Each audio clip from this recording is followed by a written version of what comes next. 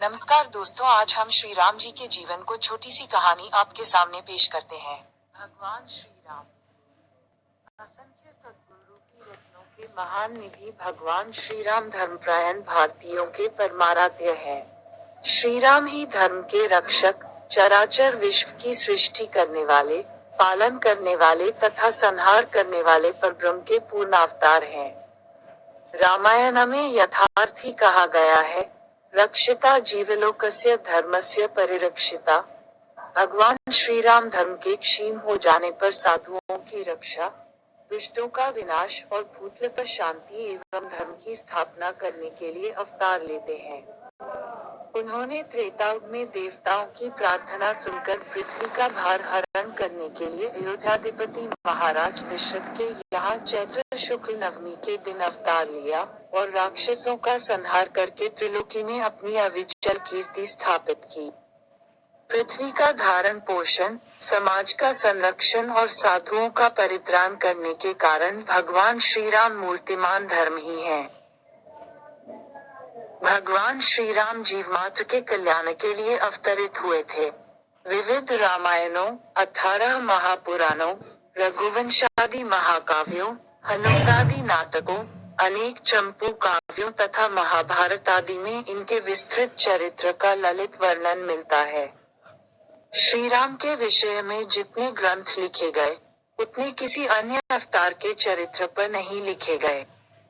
गुरुग्रह से अल्पकाल में शिक्षा प्राप्त करके लौटने के बाद इनका चरित्र विश्वामित्र की यज्ञ रक्षा, जनकपुर में शिव धनुष भंग, सीता विवाह, परशुराम का गर्भभंग आदि के रूप में विख्यात है।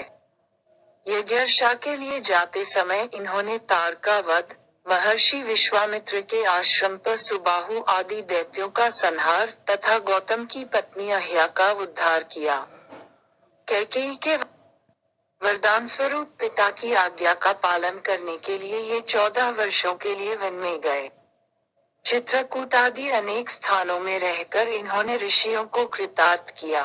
पंचवटी में शूर्पणखा की नाक कान काटकर और खरदूषण, त्रिशरा आदि का वध कर इन्होंने रावण को युद्ध के लिए चुनौती दी। रावण ने मारीच की सहायता से सीता का अपहरण किया। सीता की खोज करते हुए इन्होंने सुतीक्ष्ण, शरभंग, जटायु, शबरी आदि को सद्गति प्रदान की तथा ऋषमुख पर्वत पर पहुंचकर सुग्रीव से मैत्री की और वाली का वध किया। फिर श्री हनुमान जी के द्वारा सीता का पता लगवाकर इन्होंने समुद्र पर सेतु बंधवाया और वानरी सेना की सहायता से रावण, कुंभकर्ण आदि का वध किया तथा विभीषण को राज्य देकर सीता जी का उद्धार किया।